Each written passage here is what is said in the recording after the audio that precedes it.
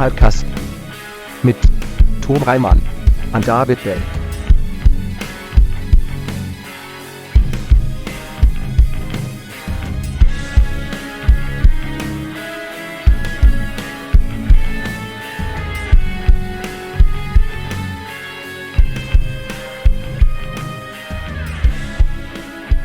I'm just wiped out because of cat stuff. Because this kitten spent the entire night meowing as loud as it could. We had it in our bedroom, and then we nearly had a nervous breakdown. It's like it's the water torture, you know, where it's like drip, drip, drip, like meow, meow, meow at that rate for 7 hours. And so we moved it into the goddamn office where I now am. So apologies if a cat starts meowing. I'm sure our listeners would be delighted. But everything's calm now. So it's like a weight off. The cats are getting along. They're all sleeping. Everything is okay. But yes, I did not get the optimal amount of sleep. Yep. They've negotiated a ceasefire. I really did it to myself because it was like, okay, I'm wrapping up a 3-hour-long Somewhere News episode. Got a bed being delivered tomorrow. What else do I need on my plate? Ooh, a stray cat. Let's just grab that, throw it into the mix.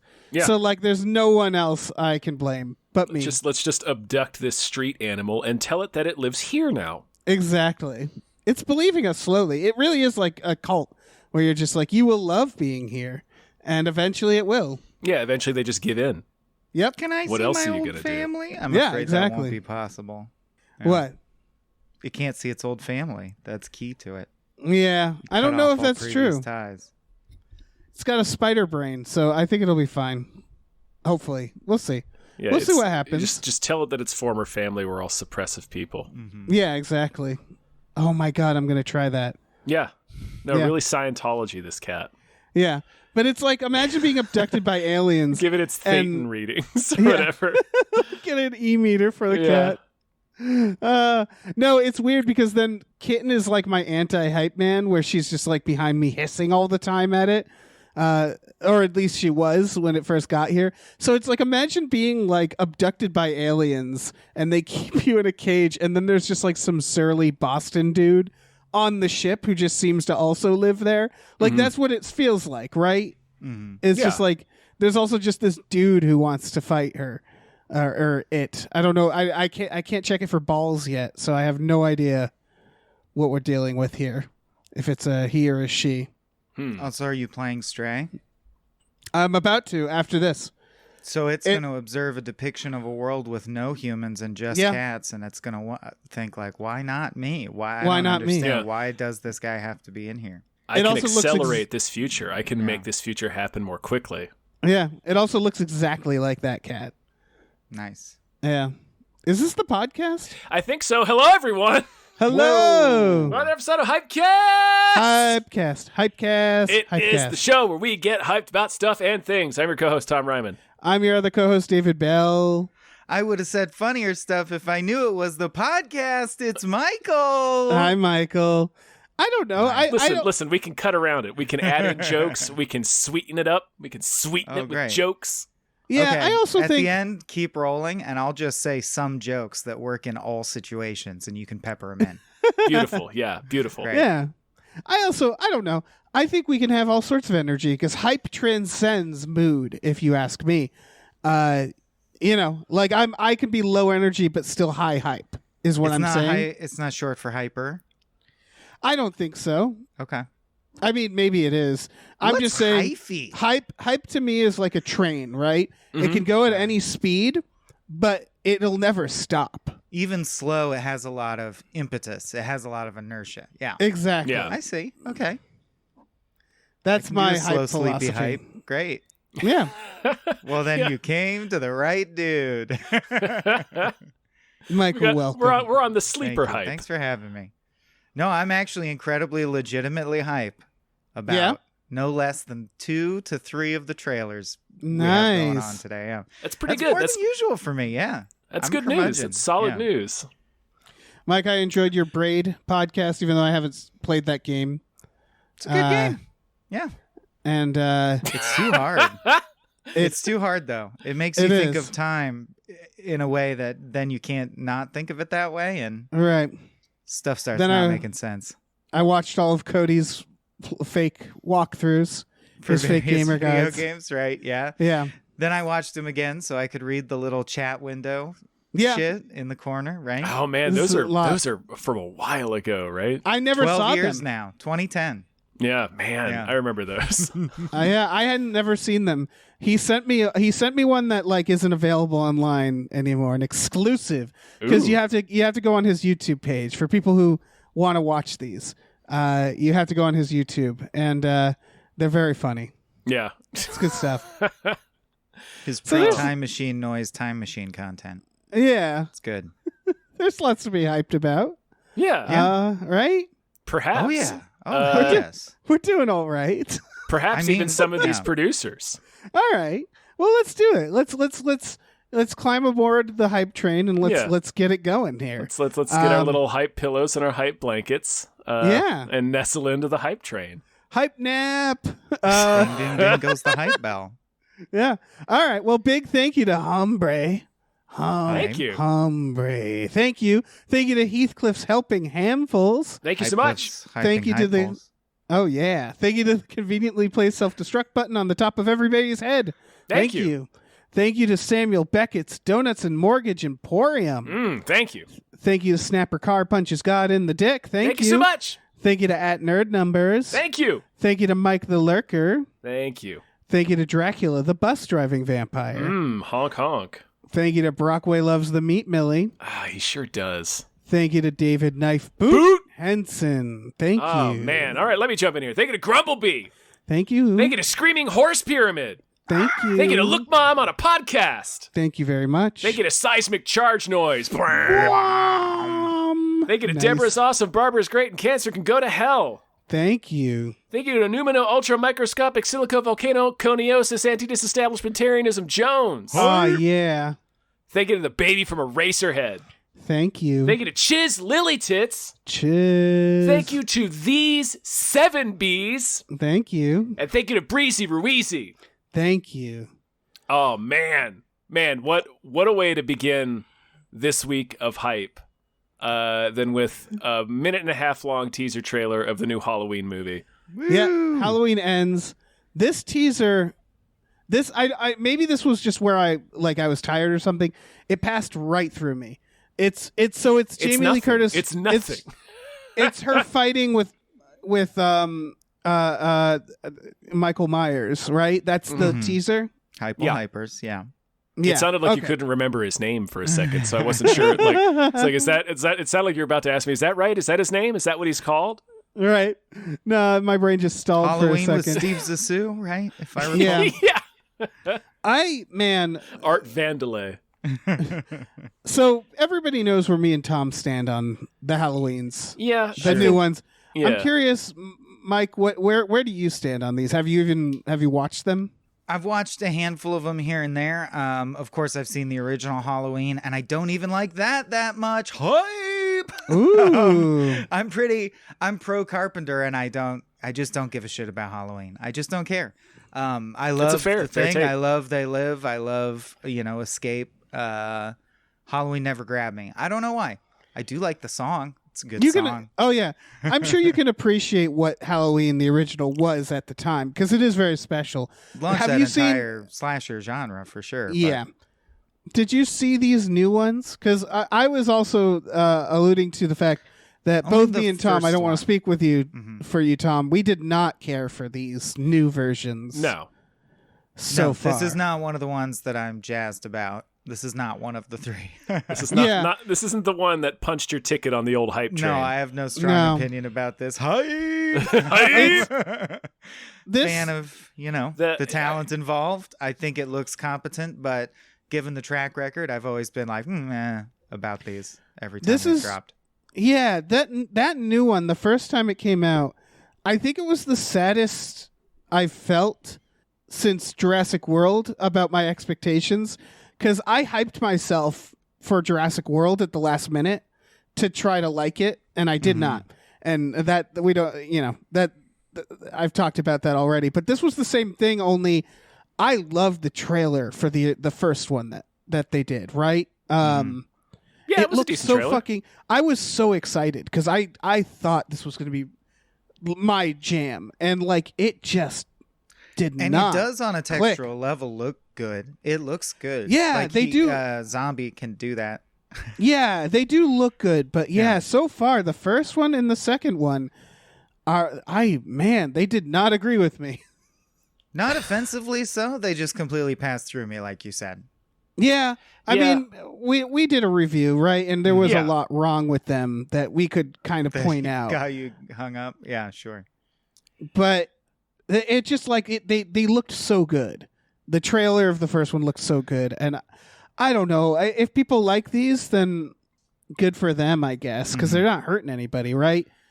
Well, it's called Halloween Ends. I assume that means, but then in there it says this is the end of their saga. So is that just the end of that bloodline? It'll be like the third time they've ended it. Okay. Yeah, that's the thing. Here's I wanted to get this out real quick. The top comment underneath this trailer on YouTube is somebody saying, "Oh, look, they brought back the garbage disposal scene from H2O. I can't wait to see this." And that's like perfectly encapsulates these movies for me. Because all they're doing is like the first one like completely rips off a scene from Halloween H2O, which isn't even the good Halloween movie. So it's like, well, I mean, I know how you feel about it, Dave.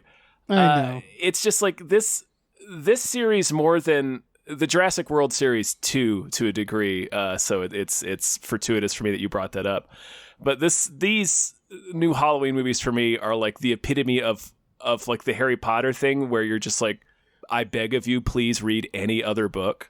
Right. You know what I mean? It's like when you see some of the reactions to these new ones, it's like, God, please watch some movies that weren't made 6 years ago.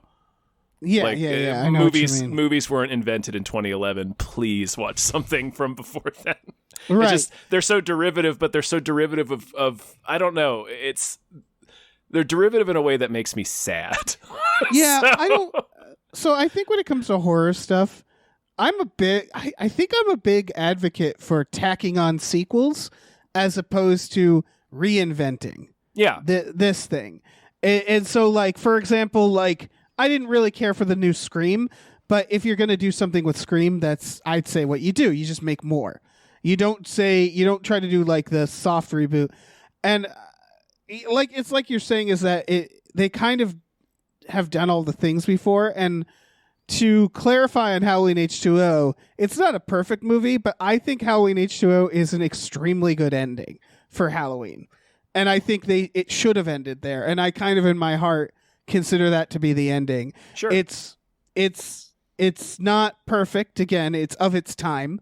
It has, of course, every horror movie is of its time to an extent, including this one. Lots of thumb rings, as I recall. Yeah, That was the time that it was the from. 2000s, right? It's like almost. It was like 98. Yeah, I was gonna say it. I know it's introducing Josh Hartnett. That's what it's doing. Say that it's name his again. First film. Josh Hartnett. Okay, it really sounded like you said Drosh Hartnett. By the second time. I probably had a little schmegma in my mouth. It's fine. But like, yeah, it's of its time. But I really like where it ended with that. And then, of course, they had to keep making more. Yeah, they immediately made a sequel that undid it. So it's like this, like Halloween, I think in particular, is one of the worst about that. Like in terms of a franchise, yeah. H2O was probably the first time it was like we're concluding it, though, right? It's just that there's a certain part 2. Oh yeah, you're right. There's just a certain amount of cynicism now where it's like whenever they're like the conclusion, and I think I don't believe you. I just don't believe you with almost any franchise. Yeah. If a franchise did legitimately say this is it, we're doing the definitive ending, that would be great. I just don't believe them. So like that's what was so, and I think Halloween H2O was like where my cynicism came from with that, where it was like, oh, what a good ending. And then they're like, but wait, here's another one. And it's like, because they don't understand that like when something does well because it's supposed to be the last one, that doesn't mean you should make more. Make it another last one. It's like when the crowd goes wild for an encore, the band doesn't go, "Oh, we should play for another 2 hours." You know what we should do is encore till that stops happening, and only then stop doing encores. Exactly. You don't wait for that point. We should encore until everybody is gone. Yeah. So that's what this feels like to me, is that it seemed like a cool little addition. Like, again, the only thing that to me saved it when it first was coming out was like, this looks cool, like that oneer that they had in the first trailer. Mm-hmm. But then it ended up not really being that great. Just kind of a big piece of shit. Halloween Kills was worse. And this will probably be even worse. So Halloween Kills was like, holy shit. That was my expectation. That was surprisingly bad. It really does to me follow the Jurassic World thing, where it's like kind of trying to imitate the originals, but not quite understanding how to do that. And then, much like Jurassic World, the sequel was like, I did not expect it to be that fucking batshit. Like, my goodness, what a weird decision to make. What a weird movie. Yeah. All right. I guess we can move on. The only other thing I had to say is this comes out in October, which I thought was fast. Yeah, I mean, they've been talking about it for a while, right? And I guess it's just because the first one got that's right. The first one got delayed like a year because of the pandemic. I was gonna say, remember, we're all used to now. We forgot what it's like for like a trailer to come out and then the movie to come out that year. To clarify, I meant the first sequel, Halloween Kills, was delayed by a year. Right. Yeah. So it's kind of nice. It's nice seeing trailers and then knowing you're going to see it soon. And then the movie comes out. Yeah. And you're like, oh boy. And yet we're still in the legacy of more things direct to streaming than ever before, which is kind of a nice situation. Yeah. I mean, if it didn't come with the horrible, debilitating global pandemic that it's attached to. Right. But since we have to have that, it's nice that I get to watch films like Secret Headquarters immediately without having to go to the theater. That's the next trailer. This is 2003, right? It's not just the look, but it's Owen Wilson. It's this is the days of I Spy. Yeah. You mentioned of its time, and I think a recurring thing on these trailers is where as we live more and more in the multiverse, meaning like, and as we, specifically people our age, I think there's a couple other new, you have to get some distance from like an artistic movement before it becomes crystallized. And we've just gotten old enough that the 90s and early 2000s to 2010s have like a crystallized look and feel that is in the past now. Yep. And I think repeatedly on this docket, we see that people are totally accepting of, and a lot of movies now just pick a time. Like they're like, so our movie is blah, blah, blah, and it's about this, and it's going to have these actors. Oh, yeah, and it's like an 80s movie.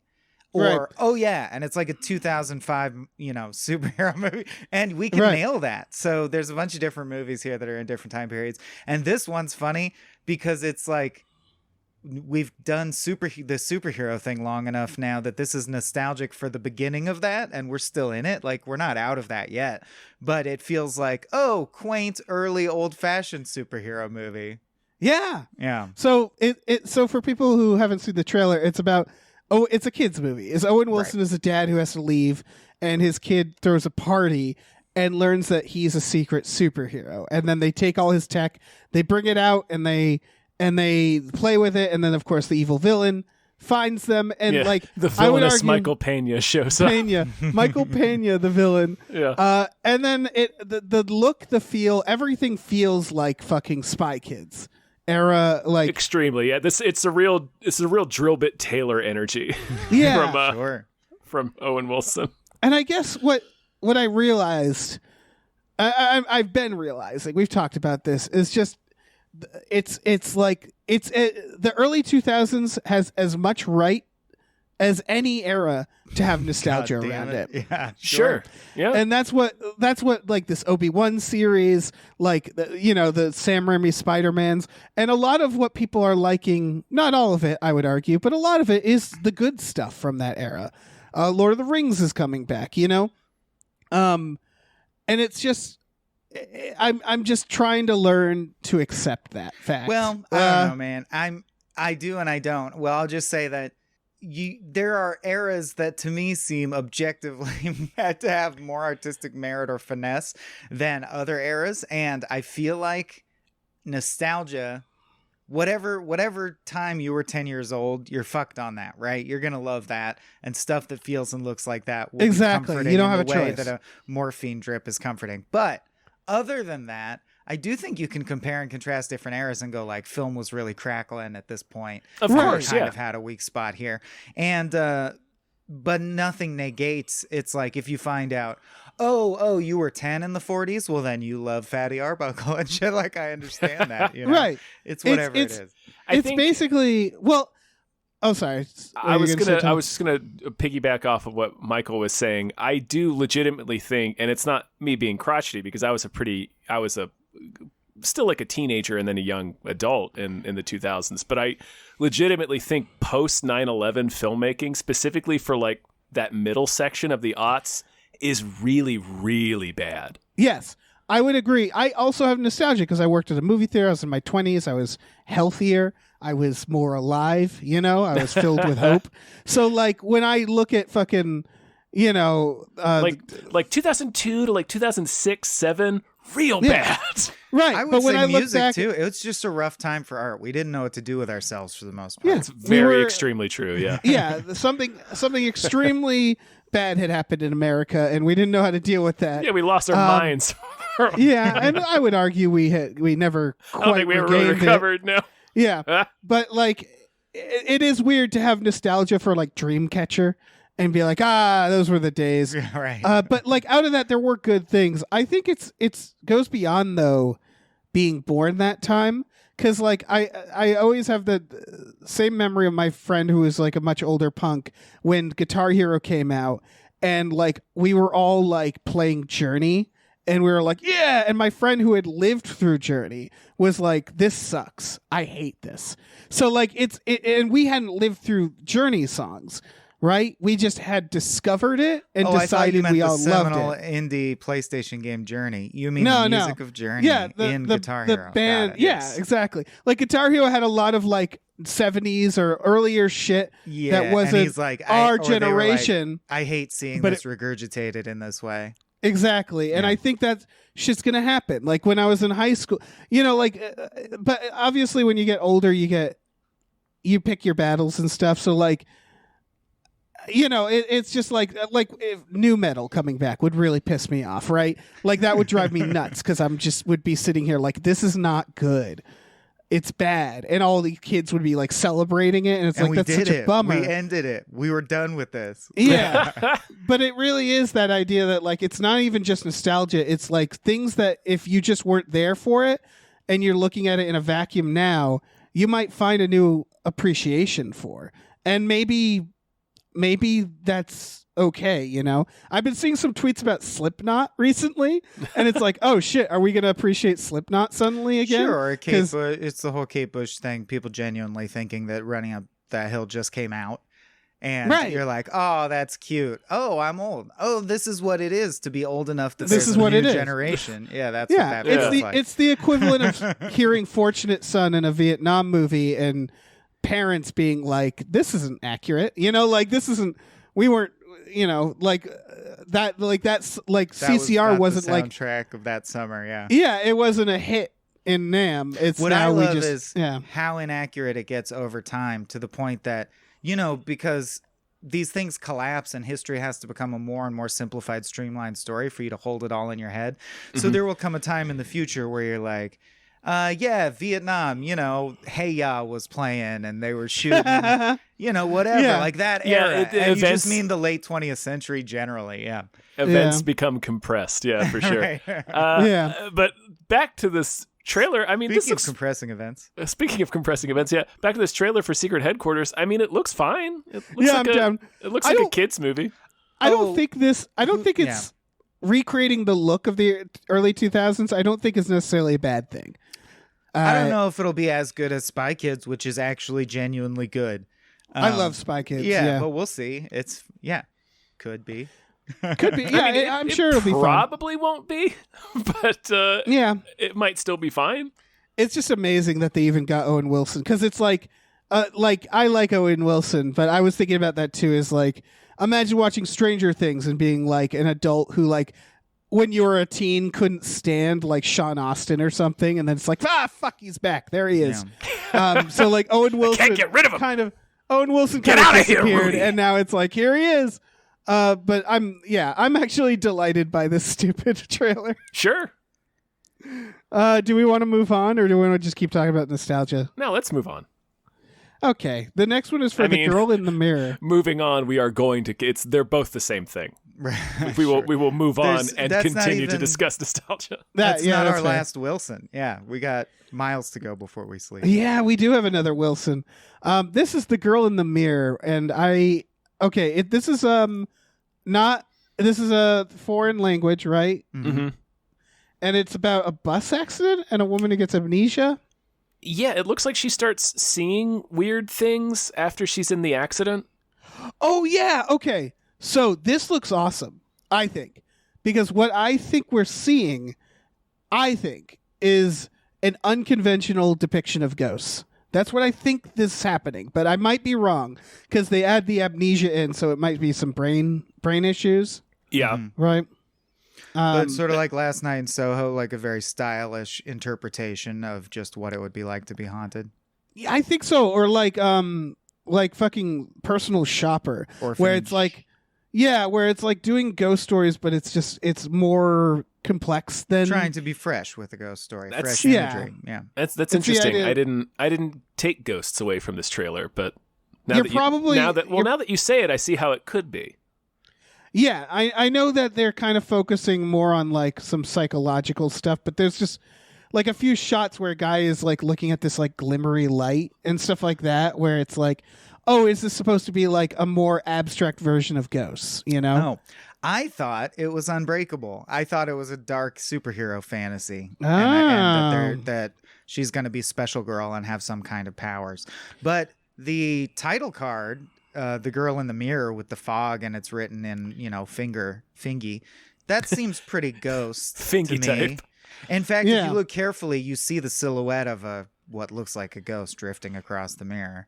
And there's like moving, there's like poltergeist looking stuff in the trailer. This is all to say that this is a very effective trailer, considering that we have no but idea. not definitive. So yeah, we're not Right. dumb. Like, It's not very clear about what it's about. yes, it is intentionally vague. Yeah. But it which does makes look me want to see it. It does look compelling, and it's coming to Netflix, so I won't even have to work that hard to watch it. Yeah. So that's nice. Yeah, I'm super into this, I think. I think I really want to watch this. It just looks kind of pretty and Bleak, somber, and elegant. the vibes. Yeah, and it's the like vibes are an really arch fucking weird. horror movie.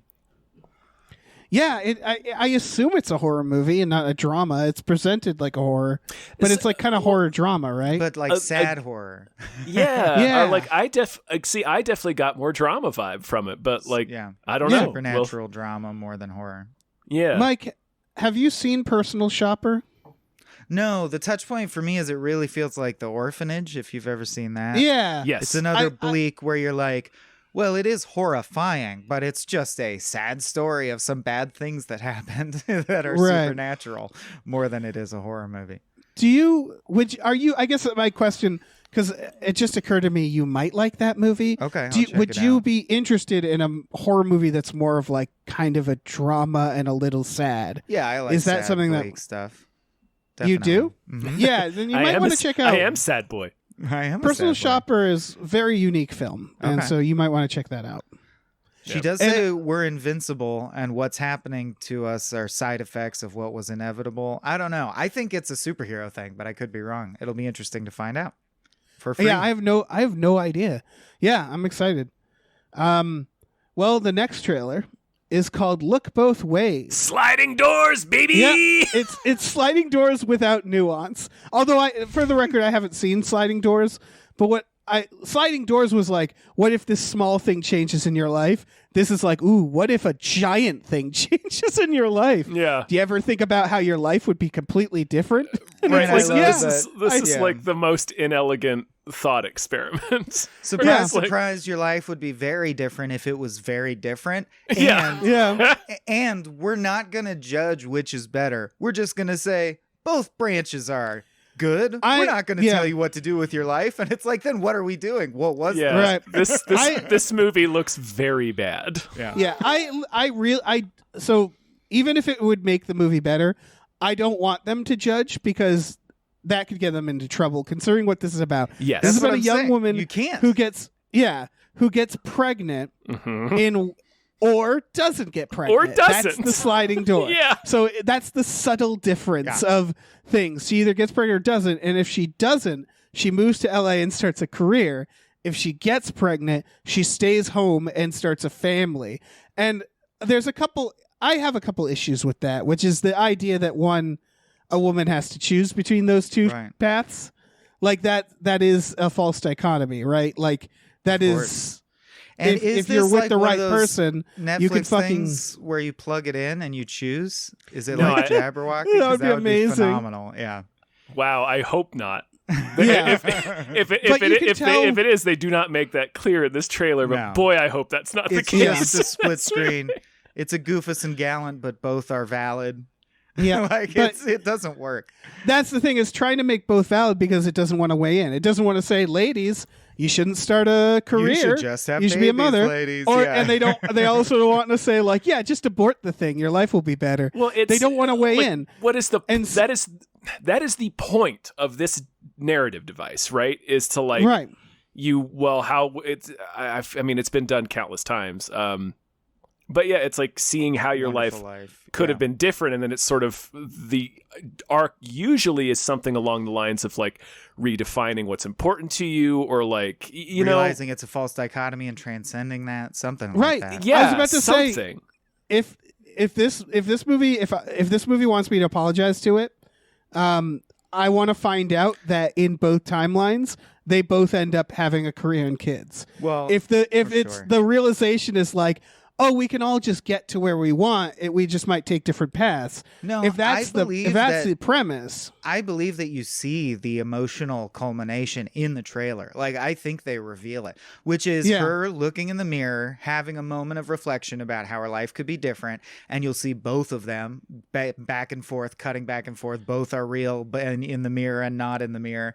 And it's like, yeah, no matter what path you take, you have moments where you wonder if you could have taken the other path, but that doesn't negate that you are where you are, and that's all well and good. And it's like, you're not saying anything. That's nothing. Yeah, It's nothing. There's literally parts in this trailer where she says, "Oh, I wonder what would have happened if I went to L.A." Like, there's literally lines like and then that, she and it's cuts like, holy and she's shit! like, "Here I am in L.A. I'm in L.A. because I came to L.A." Yeah. Like, All right. yeah. I have one other way this movie could turn out that I'll apologize to it. If she has to fight herself at the end. Yeah, If a For rift the life. opens, They like only get Jet one Li in the life. one. Yeah. yeah. I Those just are the want to two ways point this out could go. that this has a recurring thing where she looks at herself through the mirror, and this should be called The Girl in the Mirror. And the other one is about seeing multiple ways, and it should be called Look Both Ways, because you're looking in two ways. You're absolutely right. That's That all. is that they should. And are these both Netflix? No, one. Yeah, they're both Netflix. They're both Netflix. So I'll someone get call at 'em. Netflix and tell them They've that they fucked mislabeled up. these films. Yeah, they should but- and they will change the titles. Although Yeah. I'll the Girl in the Mirror looks like it was a foreign language film that was purchased by Netflix, whereas Look Both Ways looks like a film that was produced by Netflix. Right. It is the two paths of Netflix. Yeah, They're, exactly. you know, Yeah, we're looking both ways. We're looking both ways. Wow, it's a sliding doors in and of itself. Interesting. Yeah. But yeah, it might be fun for a laugh, but it looks extremely unsubtle. it's just the trailer, the movies. I feel like He's the getting movie's upset. Yeah, I feel like the movie's biggest crime, or at least this trailer's biggest crime, is that we've touched on it, but like it just makes both lives look great. So it's like, Yes. what is the point of not this be rude. story? Yeah, I would say the deeper problem I still have is presenting, because the only point you can get from this is to present these two lives as a choice. Yes. As a one or the other. Whereas Sliding Doors was simply, what if you missed your fucking subway? Right. How much would your day change? It was more butterfly effect, yeah. Yeah, it's Run Lola Run, it's all that, where it was like a thought experiment, more sci-fi. But this is like, the statement that it's accidentally making is that women have to choose. and that really bothers me. As just a fundamental, like it's fundamentally flawed in its premise for that reason, unless that's the point of the movie. So I don't know, man. I doubt Yeah. There's I doubt it sorry. passes that No, test.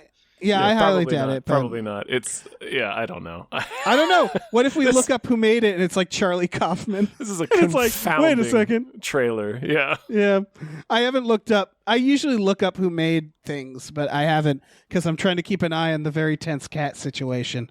Sure. But I'm gonna look it up now while we move up on to the next. Okay, sure. Yeah, trailer. the next trailer Oh. is what? What, Dave? Oh, I didn't want to push us along. I always feel rude. Oh, Feel rude. Also, I looked it up. I don't recognize who made this. So Sure. Next trailer, The Patient. I yeah. don't think we're being pushed along. I think we're being pulled by the chance to see Steve Carell taken hostage and presumably tortured. That has like a gravity to it. I want to get Yeah. to that. I'm excited This- about this. Me too. The trailer was really good. The way they do the reveal, because what it is Steve Carell is like the therapist of a kid, and you're like, He's, oh, okay, Donald Gleason. of Donald Gleason. Yep. You guys hear a cat because there's a cat meowing. And then they reveal that like Donald Gleason is clearly a serial killer, and you're like, oh, it's like Sopranos, fun dynamic. And then they reveal, oh, he's also chained up and captured by this serial killer. Yeah. So basically, the serial killer kidnapped a therapist to ask the It's therapist room what with his a problem therapist. is. Yeah. Yeah. Okay, cure me. Well, I have you chained up. You cure me now. Yeah. Yeah, and the fact that it's Steve Carell, who is very good at roles like this, I would argue. And it makes me pretty excited. I would also argue that FX actually low key has a very coherent brand and artistic vision, and it pairs well with this premise. I can usually tell when an FX thing plus the premise is going to work for me, and this really works for me. And I left this note, and I want to reveal because I looked it up. This is not a movie, which made me nervous, but it is a miniseries. Yeah. So, Right. because That's you good look enough. at this and you're like, this has to end, right? Like, Yes, of course. we can't be in season 6 of The Patient. So, yeah. These are all good things. Maybe you can't because you're afraid of imagination. That's fair.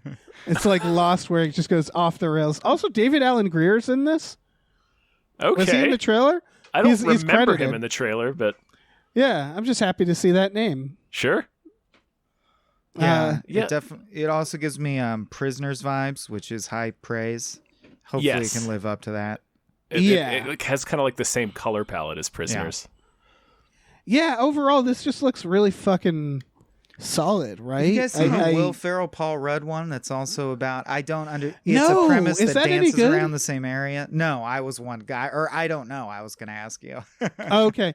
Yeah, Right the in, if serious that show's therapist good. stuff. Yeah. Yeah. This is apparently from the writers of The Americans, which I haven't seen, but I've actually heard that was quite good. Yeah, I've heard nothing but good things. Yeah.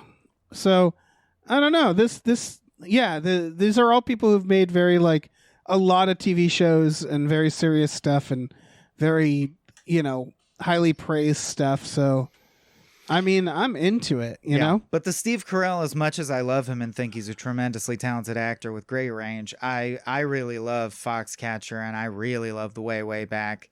And what I mean, I the need to Minions guy rewatch is Foxcatcher. fine. But my point is, it's not a seal of approval that I respect, because then he also has like Welcome to Marwen and Noah's Ark and shit. Right. So you never know with Carell. I Evan don't know. Almighty. Evan Almighty. Thank you. It might as well be called Noah's Ark.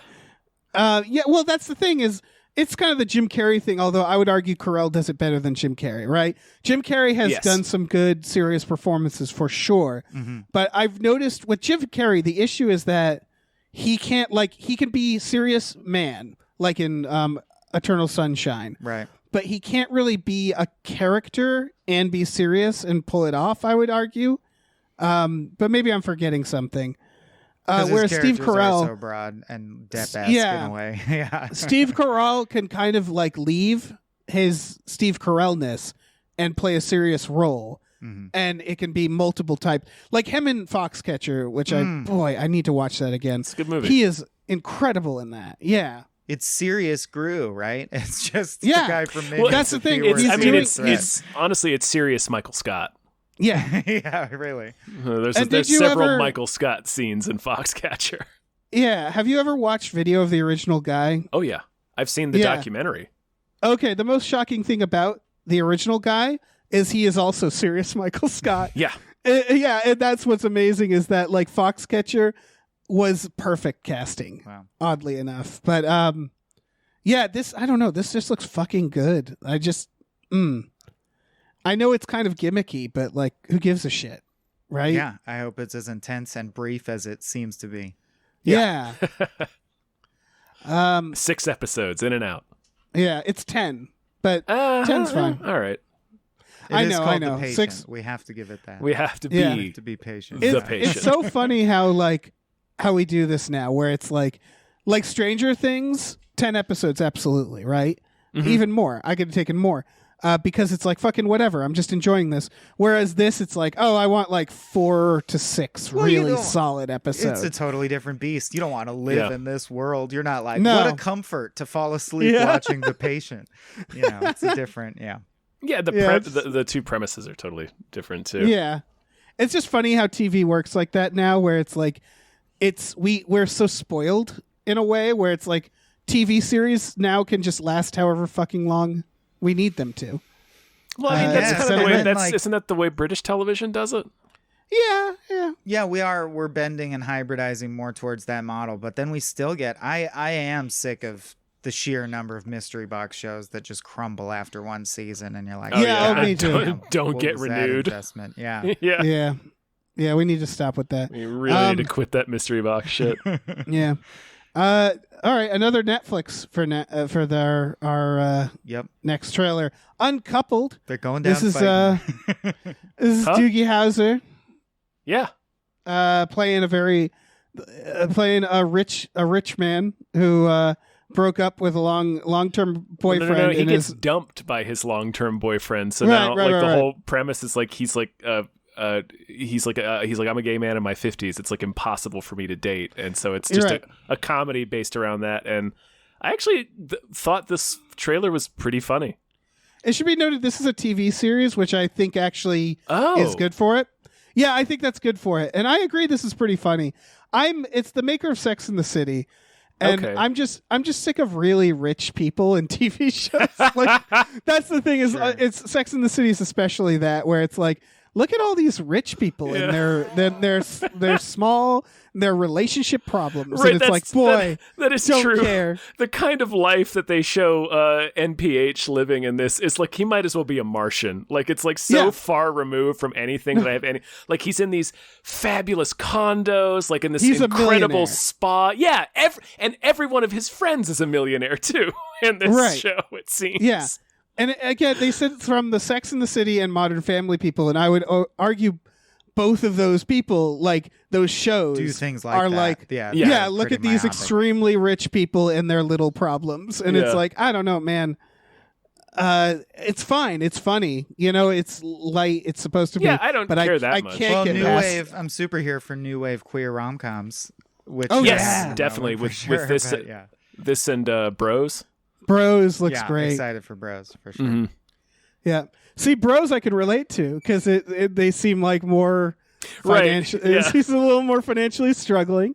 Finding out that Yeah. but then Sex in the City was not my jam anyway, which I don't think anyone listening to this will be surprised to hear. So. I watched a season of it and I actually liked it more than I thought I would because it's HBO, right? Sure. Mhm. And there's they always don't- that level of quality. There's at least a minimum quality bar. Yeah.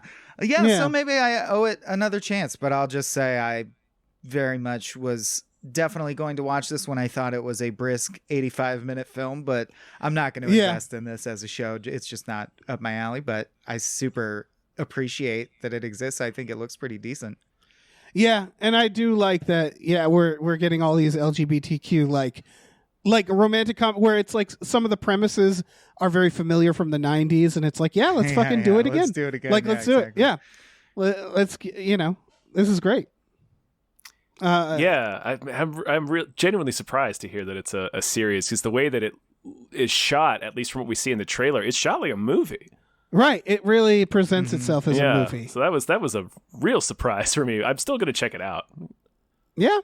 Yeah, why not? Yeah. It could be really good. It's just, these, I think, both as a movie, but more as a TV show, these premises are really bold. It's like they can only be made by like the creator of Sex and the City. Because what the elevator pitch is it's just a guy struggling with romance in the big city. Mm-hmm. Like, that's it. And so it's like, it's not Stranger Things. Like, you have to be already established, right? And be like, I'm gonna make this interesting, because it kind of lives and dies by like, what's the stories? What's the little individual stories throughout? Yeah. I do think we do get a lot of shows that are made less on the premise and more on who's involved. So like, I can totally see a show about it's a guy trying to find love, but the guy is Neil Patrick Harris. Yeah, that'll get picked up. Yeah. Yep, And I also think it's worthy of that. Like, I think of 6 Feet Under is a show that clearly just needed to exist. But if you remember, like, the first season, maybe even longer, he's like talking to his dead dad. And they like had to sell them. When they did those fake commercials for like Undertaker products, it had a bunch of gimmicks baked into it that they stripped out when they're like, "You get it, right? We're just really good." And they were like, "Okay, yeah, you can just do a show." Exactly. Yeah. That's what it felt like. They just do it. They had to like wave all this bullshit in front of us first to get us to watch it. And they're like, now that we have your attention, we're just going to tell a story about a family that will be more riveting than anything else you've ever seen. So I don't know, man. This might be really good. It's just hard to sell something like that. Yeah, I do appreciate that you balance this out with maybe the most aggressively cis-het depiction of something. The next one's like, I was about to say, I fuck for money, then I kill guys. Yeah. The next one is a show. This is a show that it's like, I see exactly how this got greenlit. Oh, yeah. American Gigolo, starring John Bernthal. Yeah, starring John Bernthal's fucking shirtless abs. Yep. Hell with yes. handlebar mustache. Oh man, the first shot we see of him is him slicking his hair back with his handlebar mustache. I was like, yes! Just boning his way through a murder mystery. Mm-hmm. I can't. Fucking excited for that show. Bruckheimer murder mystery, yeah. Yeah. This is so TV. Oh yeah. This is a Showtime. It's so Showtime. It's extremely so Showtime. It's a man has to solve murders. Who would have thought? Wow, it's wild. They've yet to make a TV show about solving murders, So like, it's really great to see that finally. Listen, man, they've yet to make implicated in a crime he didn't commit. Yeah. One of his he's a gigolo. He is an escort, and one of his clients dies, is in bed next to him dead, and he gets thrown in jail for, I think they say 15 years. Right, and then he gets let out because they say, we found out that there was a contract killer who killed, like, the cops solve it, some of it, and then they're like, enough to know that it wasn't him. Like he gets exonerated. They're like, you're free, and it seems like he's going to solve it by fucking. Yes. He's like, I'm going back to work, and they're like, oh yeah, go back to work. Yep. It's exactly like John Wick. The bad guys keep calling, and they're like, but he's so good at fucking. Yeah, we're boned. Yeah, he's really good at fucking. Yeah. There should be a scene where they are boned. He has to break open a concrete floor and pull out a case full of dildos. Yeah. He has to. He just has to. With his balls. Puts a little deer stalker hat on his junk. Yeah, this is like Jack Reacher stuff. I'm so on board. I loved Jack Reacher. So I put it on last night and I couldn't get into it because there was a cat meowing and I got distracted. But boy, what a show. It doesn't have captions available, which is a mistake for something like Jack Reacher, I would argue. Does it not? I swear I watched with captions on. I don't know. Surprising. It wasn't working for me. It was weird. But yeah, that's like white tough guy with no adversity, nothing to overcome. Just rolls into town and Sherlock Holmes everybody. His way to exoneration. Yep. Oh, we're talking about Jack Reacher. It's like, he punch fucks his way to the solution. Yeah, and hopefully American Gigolo follows a similar track. Yeah. It's my favorite. It's my all-time favorite thing that they do now, which is trying to make someone Sherlock Holmes. It's so funny when it's done badly. Oh yeah, I can't fucking triple X. Yep. Yeah. Yep.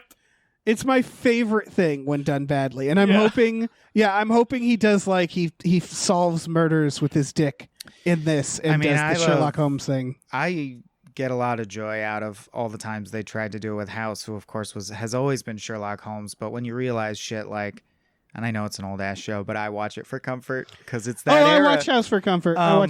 He plays an electric guitar instead of a violin because he's cooler than Sherlock Holmes. I love it. Just to show off some shame here, it took me like 3 seasons, and suddenly I was like, Holmes, Sherlock House, yeah, exactly. Holmes and House, Wilson, Watson. Okay, yeah. It's very cloying and sweaty. Yes, House is. I've watched lots of House. I've watched all of House. I will not say that House is a good show. No, it goes off the rails. Man, the ending where they just go on a road trip across America on motorcycles after faking their deaths. Here's what I'll say is... I guess a happy ending. And that's how House ends. Yeah. When he meets... do you remember the season with Hamilton? Hamilton's there? Oh, yeah. He meets Lin-Manuel several times. He's a recurring character, yeah. I would argue that season was really neat. Yeah, he raps. That was a good idea for a season, which is him realizing he's in that he's the problem. Detox, yeah, where it's him accepting that he's actually the problem. That was nice because they've never done that with like Sherlock Holmes really. But we're talking about House right now. No, we're talking about American Gigolo. Yeah, yeah. Which I like John Bernthal. I like mysteries. I fucking love John Bernthal. He's pretty great. I once said I would die for Patrick Wilson. I think I would die for John Bernthal as well, which is weird because neither of them are in like things that I love. I love their charisma, and I want them to be in a buddy comedy together. Now that I say it, maybe Patrick Wilson shows up in American Gigolo. That'd be amazing as a competing gigolo, or he's the murderer. He's murdering people with his dick, and at the end they just have a dick fight. I like they have to sword fight with their dicks, where they have to like please a lineup of people as quickly as possible, staring angrily at each other, just I love it. 7, 8. All right, next trailer. Mm-hmm. I love my dad. You really sequence these super intentionally, I feel. Oh, thank you. I did not. You got us all lubed up, and now it's the worst one for that. All right, so Patton Oswalt entering a romantic relationship with his son via the internet. It's pretty funny. Yeah. I will say I do the cracked method where you start with something to grab people and then you end with like the one that you're like, I usually do that at least. I don't always. Sorry. Oh, there is a method to it. There's a little method. This is Patton Oswalt catfishing his son. Yeah. Who he has a falling out with. Because he wants a better relationship with him, but it quickly becomes romantic and he doesn't know how to stop, so he enters into a romantic catfishing relationship with his son. Based on a true story. It's like Truth About Cats and Dogs style, where he has someone else do the voice of this lady. This is one of those comedies where it's like, oh, of course. When Harry met Harry Jr. Yeah. Like it takes a lot of the elements of old comedies, makes a modern version of it based off things we all understand. People getting into social media, problems with their own parents, catfishing. And tonally it feels like a Meet the Parents kind of, aggressive cringe forward comedy. As I think it's fitting for the premise. Yeah, it all works. It could be good. They're doing a thing where every time they interact, like virtually, they like depict it in real life. So it's Patton Oswalt kissing his son and stuff like that. And it's like, I don't know. I think this is a really, again, this is one of those premises where I saw it and I was like, fucking of course. Like I wish it's one of those like kind of wish you thought of it first, but it's more of like a. Obviously, this is a premise that's going to get made. Of it first, if you'll check out the old cracked sketch, Mistaken Engagement, where someone proposes to or asks the father-in-law for permission, for the daughter's hand in marriage, but through a misunderstanding proposes to the father-in-law. and then they get married. That's excellent. Yeah. Yeah. Nicely That is done. all. This will be much better. I never saw that sketch, so I don't know. Yeah. Maybe the Yeah, I sketch don't is remember better. that one. Yeah, man. I'll find it. I think it's Brendan hitting on an old man. Really? Yeah. Yeah, it's good. I have to see that now. Sure. I got a tiny bit of World's Greatest Dad from this trailer. A tiny bit. Of what? Of World's Greatest World's Dad? Greatest Dad, yeah. Yeah, the Goldthwait. I really like that movie, actually, personally. Same, but yeah, it's same, a yeah. Strongly Bobcat- acquired taste. That Bobcat can make a fucking movie. He knows what he's doing, yeah. I really liked that the Bigfoot one, even though Oof, yeah, that's Willow a Creek. Great movie. Yeah, man. Yeah, it's like what a slow burn that was. Yeah, But sorry, I'm looking him up now. Like, what is he up to? What's but Bobcat up to? But this trailer, this definitely does not look anywhere near as dark as World's Greatest No. Dad. All right, I suspect this is hiding a little darkness. I mean, I some of suspect that. the pull quotes they showed called it a dark comedy. Yeah. So I feel like they're highlighting the sort of more I don't want to say mainstream yuck 'em ups, but I can't really think of. Right, it does seem like a broad comedy. It Yeah, seems like it's trying to playing pull in up a the lot real, of people. like the real broad, like American Pie type stuff. Right. But yeah, Yeah, rubbing your face in the premise repeatedly, I think, is the order of the day. Yeah. Yeah, I agree. But yeah, I don't know. I like seeing Patton Oswalt in something too. And I'm super curious. Yeah, I just like watching About the man this one. work. Yeah. And Rel. yeah, Lil Rel Howery is in this as well. Yeah.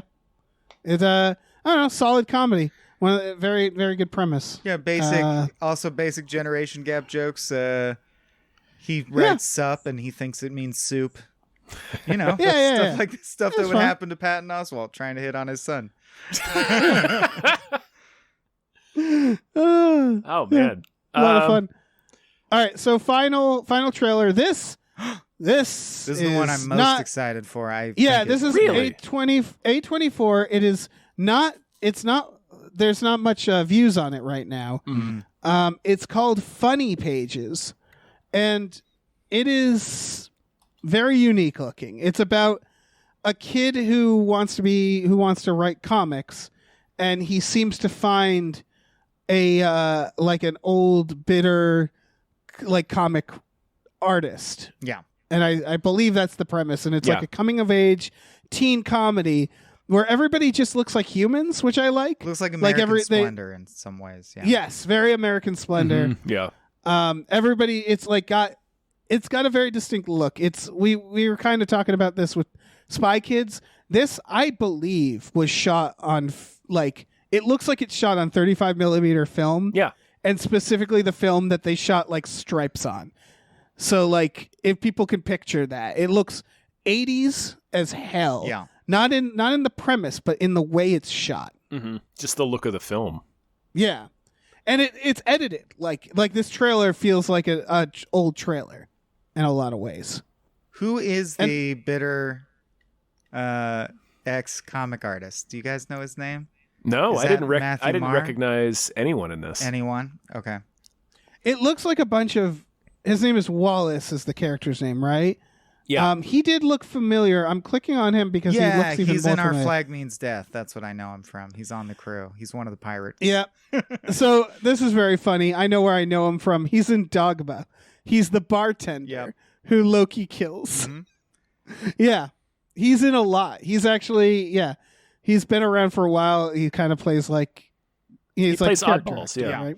I'll say this. I am currently working with Abe on a movie that would be like similar budget about a kid of a similar age involved in comics set at a particular time. And so I just am very like little small movies about coming of age, like The Squid and the Whale.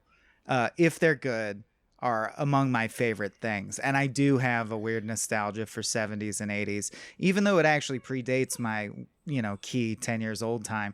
I think because I also watched that stuff growing up, Comedy Central syndication and whatnot. So yeah, this looks so up my alley in the way that you guys were just talking about Jack Reacher, and I kind of zoned out for a second because that doesn't do that for me. This does do that for me. Like weird, I want to say PBS style slice of life. Some people are just going to jumble around and learn a couple lessons if it's done really well. And I find that with like it's not a guarantee, but it being A24 and being a bunch of people who seem to have come together to execute on a vision that's very clear implies to me that there's some kind of, the person actually behind this has actually something to say. And I do think when you have something to say, that shines through, and the movie's usually the better for it. So I have high hopes for this, but I'm also just a sucker for anything about comics and drawing and art. I think. Right. I think this movie grabs our attention. I don't think it's going to grab a lot of people's attention, right? It's very, it does have a very unique look that might get people.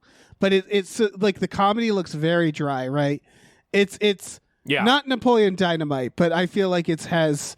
No, it's but like, my favorite quote is the Vogue quote that says, "A sweet, scrappy comedy." I love sweet, scrappy comedies that are just like humble, right? Indie shit. Yeah. I think this is going to be quite good. I mean, it's completely different in tone, but it's not unlike a swing like Clerks or something. It's just. Exactly. Yeah, it's the essence of an indie film where you're like, what about some people and some stuff happens to them? And you're like, all right, let's do it. I think it's really leaning into it, too. It's almost a throwback to premiseless times. Right. It really does feel like it's a throwback. It's specifically trying to be like, remember this era of comedies? Remember like Swingers and like these like when we could just do like hanging out comedies. Yeah, and, I got a Rushmore vibe from this. Oh yeah, I see that. Mm-hmm. I see that a lot. Yeah, it's I don't know. Everybody should check out the trailer to Funny Pages. Yeah, it's it could have been a movie that deserved more hype, but it's A24, so I have a feeling it'll do fine. In terms of in terms of reach, yeah. Or if the tone was slightly different and cleaner and edgier, I think you could hear it compared to like Booksmart or things like that. But it's instead they went a different way with it. They went very clearly a throwback way, and I think it will suffer for that in terms of at the box office. But it makes it more interesting to me, so that's fine. Yeah, for sure. So that's good for me. Yeah. But I could see a draft of this film that's, a lot more like McLovin. What's that movie? God damn it. Superbad. Thank you, Superbad. Yeah. I could too, yeah. And I'm glad they went the way they went. Yeah. Let's get into news stories. Oh, you guys want to get into news stories? Man, I can't wait. All right, but first, a big thank you to Davey Francis 9. Davey Goes to Hell. Thank you to Oh Great, It's That Guy. Thank you. Thank you to Chester's Prophet. Thank you so much. Thank you to Definitely Not Guillermo del Toro. Thank you. Thank you to Brian, who Tom knows. Sure do. Thank you to Bob Grenville. Thank you. Thank you to Steven. Thank you. Thank you to Han Toomey, the Confused Cyborg. Thank you. Let me jump in here. Thank you to Asking 7. Thank you. Thank you to Happy Ed 209. Thank you. Thank you to Amanda Shevitz Molotov says economic solidarity is the path to paradise, comrades. Mm-hmm. Thank you to Tiger George Pratt Thompson. Raindrops keep falling on my head. Woo. Beautiful. Thank you to Dan Hackroyd. Thank you. Thank you to Cody Johnston's Time Machine noise. Thanks to Pete Borpagel. Thank you. Thank you to pre-order Jason Pargent's new book. Pre-orders are super important. Thank you. Oh, yeah! That's it. We're done. Yeah, I that's thought there it. was more. That's all the producers. I thought you had a producer named Snyder Cut demands were fueled by online bots. We may next week. You said Who that. knows? So this is a Rolling Stone exclusive. I haven't looked into it that much because it's a fucking paywall. I read it. Okay. Well, you tell us. It's just story, movie daddy. First of all, I want nothing more than to stop talking about this goddamn movie. Right. This stupid Justice League movie from 2017 that won't go away. All right. I mean, it's sorry. I just want to state that I want to talk about it for at least another 10 years. Hopefully, okay, ideally. No, it's just internal memos, the internal inquiries and investigations, etc. at Warner Brothers, and then I think they also hired a third party, like outside firm, to look into it because of the level of abuse heaped out by the release the Snyder Cut movement on Twitter. To get Warner Brothers to re-release Zack Snyder's version of Justice League. So it basically, what the was dropped this week was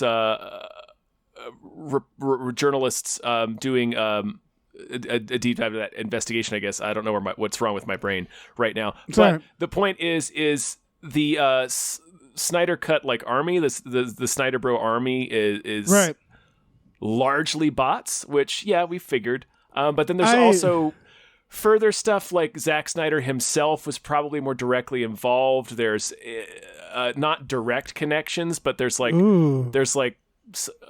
little bit of smoke to suggest that he actually hired like a marketing firm to create some bots for him. I mean, who stands to gain, right? Right. Like, and there's they had the money. famous it's not the famous. It's famous if you're extremely online. But the Snyder Army was doing stuff like hiring a skywriter and like buying a billboard for something that runs like $30,000 a week. So it's always kind of wondering, where did all this money come from?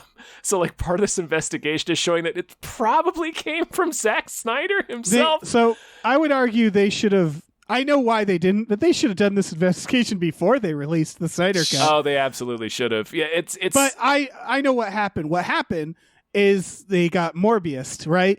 It worked. That's why they did the investigation, is because they got tricked. The word on the street is we're supposed to do this. Oh shit, let's do that. So yeah, and they did it, and it didn't go well, right? Like Right. they didn't get the actual viewership they thought. No, so I and think it wound at up. that point they were like, wait a second. Yeah, it wound up costing $100 million to put it out, just for the additional footage he needed to shoot and marketing costs and other stuff. It's just basically it turns out that Zack Snyder himself was more directly involved in it than it initially appeared, and that the movement, quote unquote, was much, much less organic than it would have liked you to believe. And which is what it's what we've been learning, and it's why it's that thing that we've said before, which is if you're online and you're fighting for a large corporation,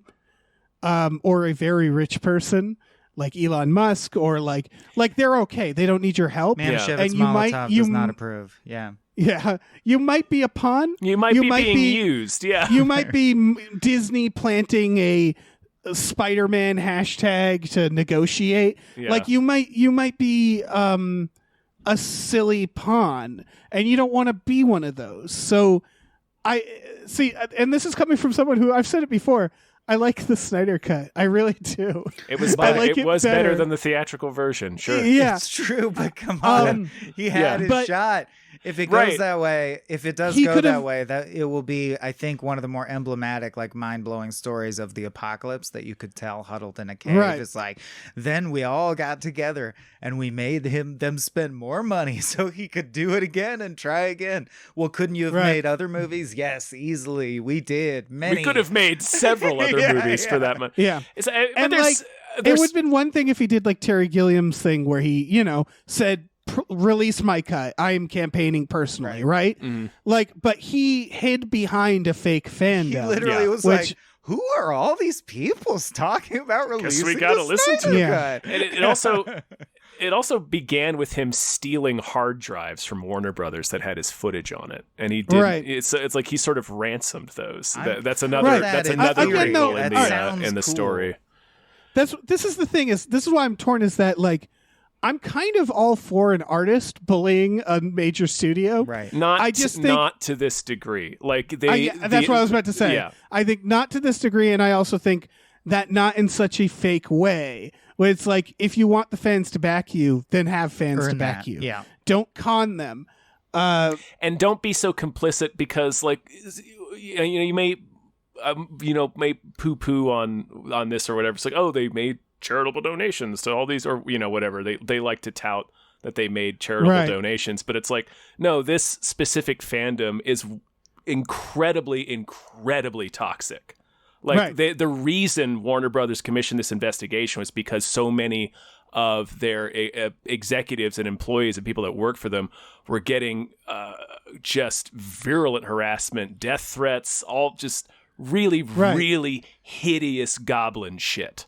To get their stupid fucking pajama hero movie made. That again is better than the theatrical cut, but it's not worth it. Yeah. It is better, but it's man.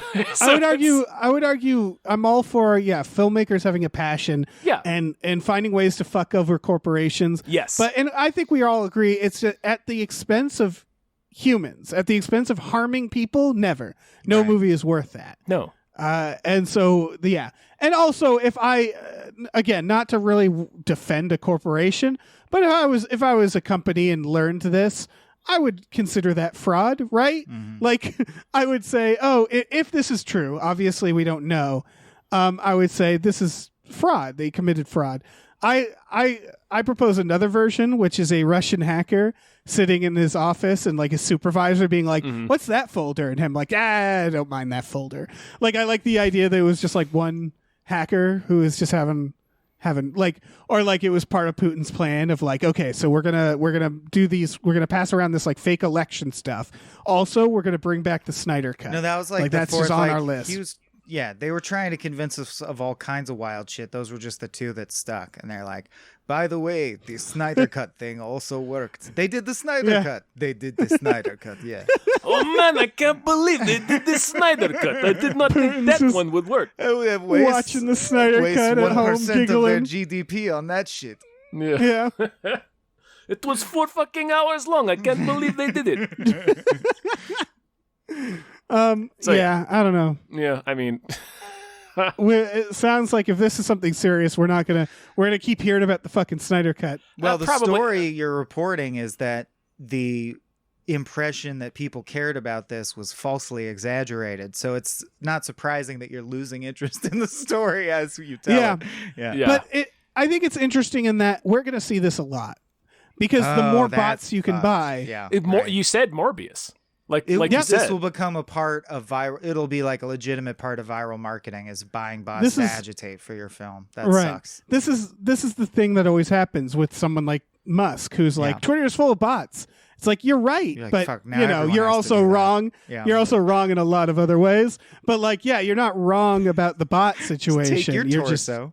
Also, aren't like half of his followers bots or some shit? Yes, that's the thing. It's always this thing where they stumble upon the right conclusion for the wrong reasons. And Elon, that's the situation there where it's like, this is an issue. It's absolutely an issue. People can start manipulating economies this way, like it's Elon wild. Musk. Like Elon Musk does, yes. Yeah. So it's interesting in that regard, but not in the, I'd say, the specific story. Yeah, I can't wait to never talk about this fucking movie ever again. Just go away. Well, here's the other thing is, I don't know, these last few years feel like we're going to need like an epilogue where everybody has trials and goes to jail. Yeah, like from everything from Layla politics to this. And Goodfellas. Yeah, exactly. And I need this for the Snyder cut. I need someone to answer for what happened. I don't know. think a legal injunction should be levied against Marvel as a class action suit, saying like Phase 4 has to coalesce in a direction in the next 3 to 4 movies, or you're done. Or that's that. You're done. Like, you can't spin wheels like this. We can't do this. This is the premier storytelling thing for everyone. You got to keep, let's tighten you this set shit the up. standard. Yeah. All right. Well, next story is Mattel is making a Matchbox car movie. Sure. Does anybody have anything to say about this? Nope. Driving's better in a plastic slot. I have a honestly, question. it's better in a little plastic slot with like giant gargoyle heads and volcanoes and dinosaurs and shit. Yeah. Make that Hot Wheels movie and I'm on board. Here's my question. Are people going to be driving the Matchbox cars? Or is this going to be another Musk play? Which is pushing Right. Tesla auto drives. Well, or is this going to be Pixar's Cars, right? Like, because you Oh. can't do cars. Right. They're going to have little dildos to drive them around, right? Like, that's what's weird is, I think the best way to do this, and I think the video games, like the Hot Wheels video games and stuff, have sort of shown this, is it's going to be Fast and the Furious, right? But miniature. That's what it has to be. I mean, that would And be when cool. I was going to say, when you put it that way, that's actually sounds awesome, right? Yeah. It's like if you just do, like, Honey, I Shrunk the And Fast and the live-action Furious. Barbie movies I'm down. happening. Sorry, I'm reading it now, which I shouldn't do. Oh, It's okay. very bad form. It's fine. Skydance was part of Top Gun Maverick. Yeah, Yeah. So, yeah, it could be awesome. it could be. Yeah. I mean, I would prefer tiny little people driving them because of the existential Yes. horrors that it raises. Yeah. I want want a to tiny Vin specifically- Diesel. Exactly. I want a tiny little Vin Diesel. And large children who control them. Almost like that Yes. Twilight Zone where they're like, why are we alive? What is this? Yeah, what is it? Five Right. strangers in a room or something? Exactly. Yeah, And yeah. realize they're all toys in a toy box.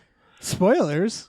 Yeah. But For yes. the 1956 episode of Twilight Zone. Twilight Yeah. Zone, yeah.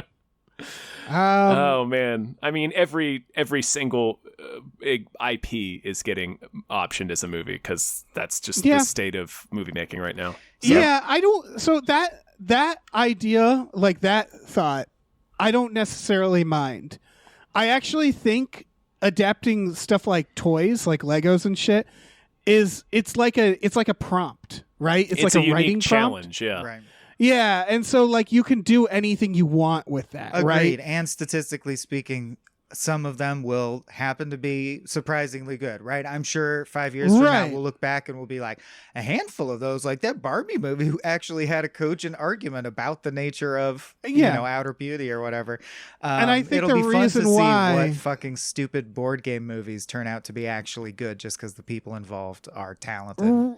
Exactly, and the reason why is there's nothing rigid there, yeah, as opposed to adapting like a video game. So Right. yeah, or a novel. Speaking of, Yeah, or a novel, yeah. But mostly a video game because of this next story that we're getting a Mortal Kombat sequel Yeah. with the original director, right? Yep, Yeah. yep. I'm on board. So I know some people were lukewarm on the new Mortal Kombat movie. I was all in. Luke Cage. yeah, I'm balls deep. I in want that. 5 more of these. I don't give a shit. When I saw this news, I lit my apartment on fire. That's I what you burned have it to the do. ground. I'm yeah, outside I broke right now. Yeah. every window in my neighborhood. Yeah. Michael, did you see the new Mortal Kombat? Yeah, I thought it was fine. Yeah, sure. Yeah, you did. Yeah, I it thought was it good was on the fine. It was good on the plane.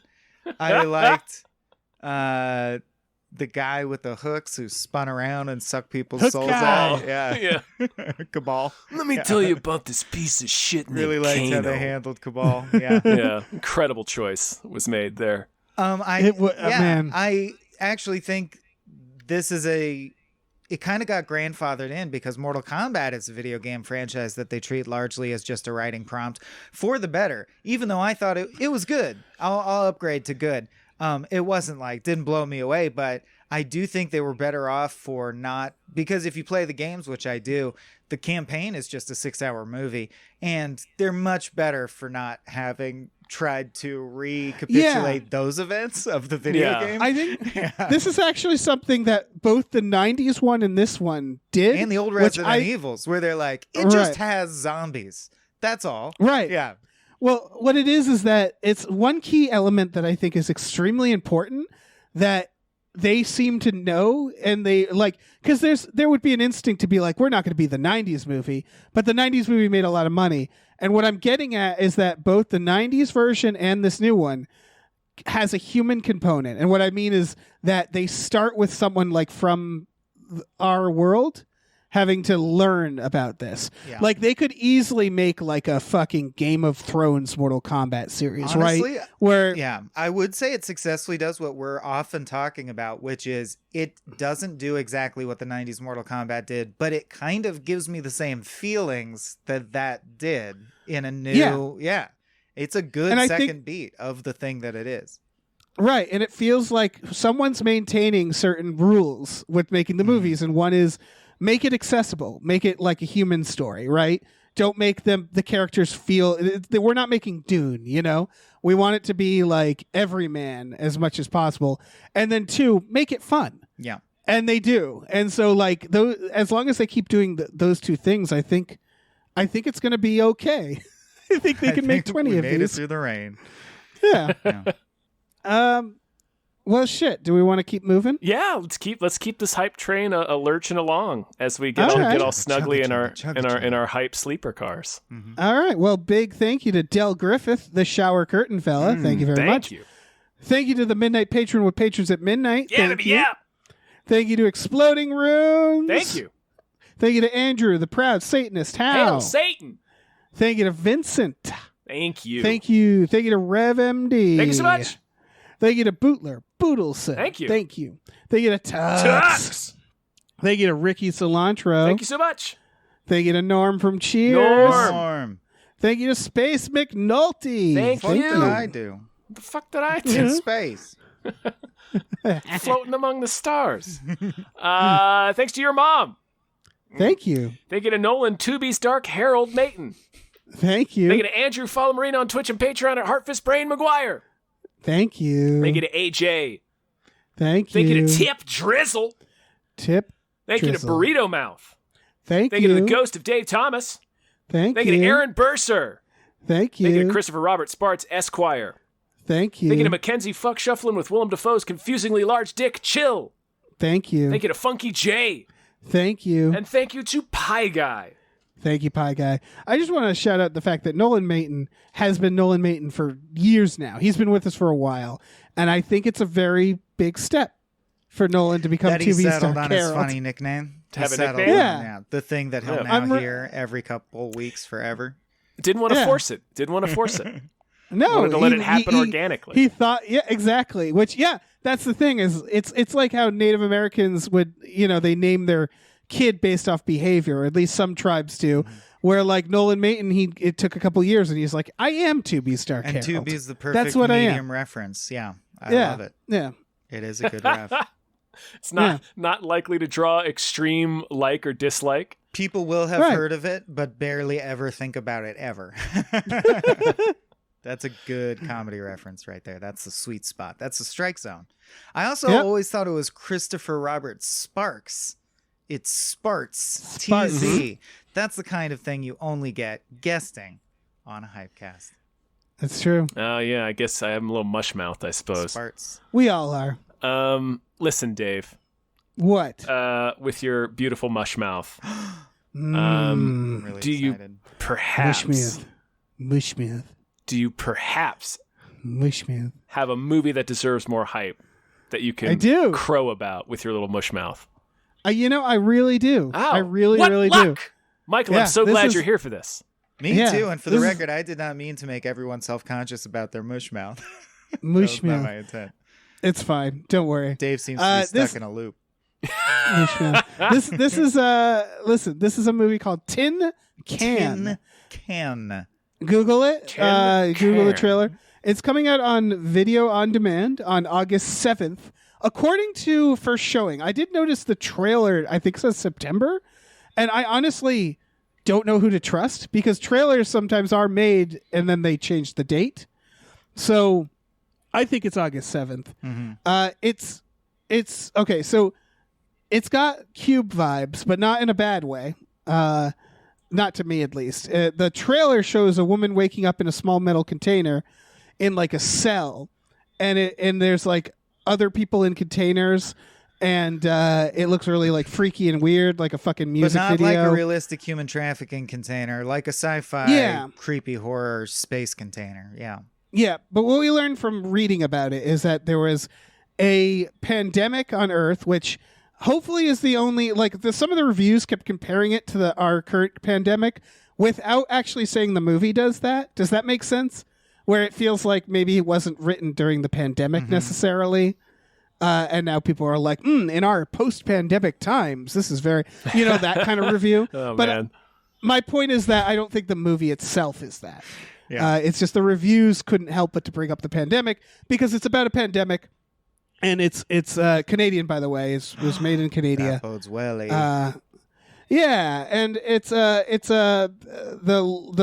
the person in charge of the pandemic stuff gets like knocked out and wakes up in this fucking chamber, and I think it has to do with like them trying to solve the pandemic and like using her, but I don't actually know that for sure. The movie is very claustrophobic at times, is what it sounds like. It's compared a lot to David Cronenberg. I actually got Mandy vibes. So, like, It's Mandy Cube. what it comes down to, Totally Mandy Yeah. Cube. Mandy Cube. yeah, what it comes down to is that it feels like it's that cube-like premise with the modern sensibilities of something like Mandy or Yeah. or like Possessor. And I love a cube-like premise. I always want them to be better than they end up being. But this one, Yeah. I got my hopes up yet again. I don't. Well, The I circle don't was think, pretty all right, and I remember you guys in your Yeah. episodes thought similarly. Yeah. I do want to make something clear. Yeah. I don't think this is a cube movie. I don't think it's going to be where are we? What's going on? Who's behind all this? I think it's being compared that way because it probably takes place in a small Part area. of it is in a tiny capsule, but she obviously also gets out of the capsule. Yeah, and it seems like No. a bunch of really weird shit goes down. Some body horror shit. Yeah, and it There's seems a like guy with she's- like a upside down tentacle mustache that's pretty disturbing to behold. Oh yeah. Yeah. It seems like she's. I mean, we hear a lot of Michael Ironside's voice. 'Cause it seems Yes. like she's. I wouldn't be surprised if we don't see any other people. It seems Yeah. like she's in like a cell, like so she can talk to people that are in adjacent cells. That's like larger than the titular tin can that she wakes up in. Right. Um, That was a lot of the reviews were like, it's funny how, like our pandemic world, she is separated but can still communicate. Oh, God. And that's the stuff where I was like, I don't think the movie is trying to say that necessarily. I got like Alien Cube vibe from this. yeah. like- yeah. Like it has the same tone. The trailer at least has the same like tone or mood of the original Alien or Prometheus, where it's Yeah. I really agree. creepy and mysterious, but in a spooky way. It didn't Yeah, not I- make me think of La Jetée and like 2001 and shit like that. The close-ups of Right. through the plastic sheet on the face, close-up of the eyeball. It's Mm-hmm. very primal. It's super claustrophobic. I gotta say, it did make me viscerally uncomfortable from beginning to end, the whole trailer. So I have high hopes for it. Yeah. Yeah, I think this filmmaker, it's Seth A. Smith, who did a film called Low Life, but not the one you're thinking of probably, and The Crescent. I haven't seen either, but this movie is getting good reviews as well. It only has a handful of reviews. It's played at a festival or two, but it definitely seems to be getting people's attention at those festivals, and it just looks, really like if it's going to be uncomfortable. I've talked about Mandy. I've talked about Possessor. Like Platform, Cronenberg. juicy So platform. it's Shades of that. it's designed to make you uncomfortable for sure, and I think it's done very well. Is my guess from this trailer. So I'm very excited and curious about this one. Tin Yeah. can. What? Tin can. Tin can. I do not You can- have a mush mouth. I shall not Yeah. have a mush mouth. You could do a double feature with Tin Cup, right? Yes. Tin Cup, Tin Can. Yeah. That's. Oh hell yeah. And then pushing tin. Oh yeah. Yeah. Oh, we love The our Tin tin trilogy. movies. Yeah. Yeah. Fuck, Pushing Tin. Holy shit. You remember that movie? That's what I I, re- call I having sex remember with it. the Tin Man. Yep.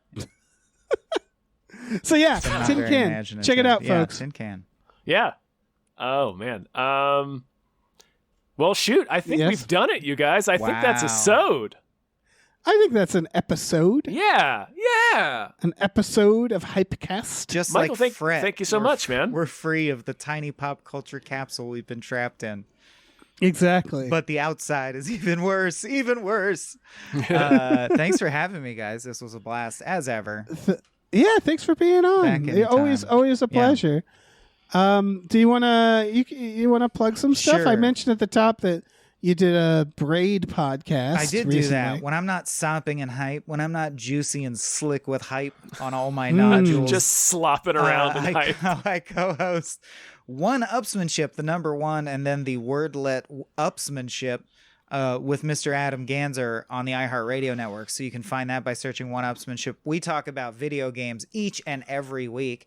And then personally, If you want to go a layer further, you can check me out over at patreon.com/smallbeans, where we run a network that we consider the sister network of Gamefully Unemployed, with a whole assortment of different podcasts featuring these fine gentlemen here, among others.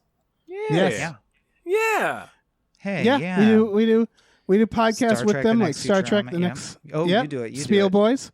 Spiel Boys. Those are available on the Small Beans Patreon, and then they're also available on the Patreon, or on the Gamefully Unemployed Patreon. Why don't you tell them about that Patreon, Dave? It's patreon.com/Gamefully Unemployed. And for $5 a month, you get access to those podcasts, and also Tom and Jeff Watch Batman, and Fox Mulder is a Maniac. For $10, we watch movies every Friday night with our patrons. Oh, well, I always that forget is the night this is coming out. Sorry, I always forget, and then Abe gets mad at me. We do movie nights on Mondays, and I always forget. And Yes! we're trying to mention it more so people will come. Yeah, Monday night on the Small Beans. You have a specific Discord for it. That's right. We do ours through Discord as well. It's easy. Everybody loves Discord. All the kids love We'll help Discord. you So if you don't, If you All the don't cool know how to kids. do it, yeah. yeah. So yeah, Yeah. check it out. We also have a store. Head over to gamefullyunemployed.com, where you can find a link to our Teespring store, where we have all kinds of cool original artwork and designs you can get on t-shirts, mugs, stickers, posters, all sorts of things. So slap your peepers on it. Yeah, slap your penis on it. Yeah, that too. Yeah. Ow. Maybe not at the same Hypecast. time. You'll get like an infection. My peepers hit my pee-pee. Aw. Sorry, I was just reading my T-shirt in the mirror. Sure. Yeah.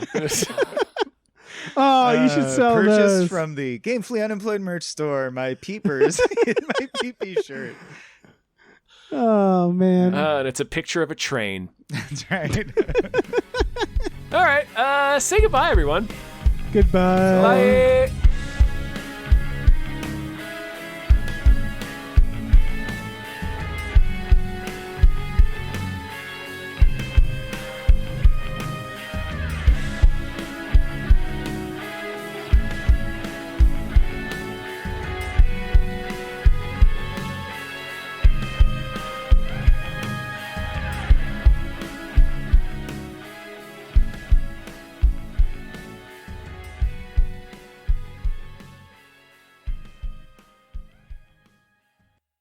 Our music is produced by Chris Corlew. You can follow him on Twitter at @thecorlew, Corlew, and find more music at shipwreckedsailor.bandcamp.com. Our channel artwork is produced by Michael Vincent Bramley. You can find more of his artwork at instagram.com/mvbramleyart. Our episode artwork is produced by Justin Brown. You can follow him on Twitter at @JustinTBrown, and find more of his artwork at artnessbydustinbrown.com and justinbrown.info. Hello, human peoples. You're listening to the podcast network of Gamefully Unemployed. To support us and gain access to great exclusive podcasts like Fox Mulder is a Maniac, Tom and Jeff Watch Batman, Star Trek: The Next Futurama, and our latest show, Spiel Boys, head over to patreon.com/gamefullyunemployed. We do game streaming, movie nights with our patrons every Friday night, and you can even commission your own podcast about anything you want. Literally anything, within reason, and we have to do it. You are quite frankly out of excuses not to go visit patreon.com/gamefullyunemployed. That's patreon.com/GAMEFULLY unemployed, which is spelled like it sounds.